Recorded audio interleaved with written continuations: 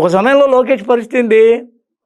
ఒక సమయంలో లోకేష్ అనేవాడు ఎక్కడైతే తన చంద్రబాబు తండ్రికి దేనికోసం బెయిల్ కోసం ఢిల్లీ రోడ్డు వెంబడి తిరుగుతుంటే అక్కడ పరిస్థితి ఏంది? ఎవరు దగ్గర కూడా రానిలా. అలాంటి లోకేష్ని ఈ రోజున 3 గంటలు ఆయన భార్య పిల్లల్ని కూర్చోబెట్టుకుని అది పరిగా మోడీ ముచ్చట్లాడాడంటే దాని అర్థమైంది, లోకేష్ని ఏదో కన్విన్స్ చేయడం కోసమే ఇదంతా జరిగింది అనేది ఒక పెద్ద డిస్కషన్. ఇదంతా పక్కన పెడితే ఈ పోలవరం అనేది ఇకపోతే రాబోయే పోలవరాన్నే డిస్టర్బెన్స్లో పడిపోద్దని అనుకుంటుంటే మనం ఇక రాబోయే బనకచర్ల పరిస్థితి ఏంది? అది ప్రాబ్లం అవుద్ది.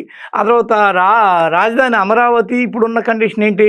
అది కొద్దిగా డౌన్ ట్రెండ్లోకి వెళ్ళిపోద్ది. ఇక ఫైనల్గా చంద్రబాబు సైడ్ అవ్వడంతో జగన్మోహన్ రెడ్డి, పవన్ కళ్యాణ్ కొద్దిగా బాగా యాక్టివేట్ అవుతారు.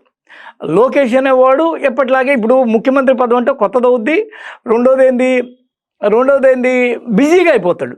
ఆయన పనుల్లో ఆయన ఉంటే ఆయన కొత్త అవుద్ది కదా, అది సీఎం పోస్ట్ అంటే. ఆయన పనులు ఆయన ఉంటే వీళ్ళందరూ బాగా హైపర్ యాక్టివ్ అవుతారు.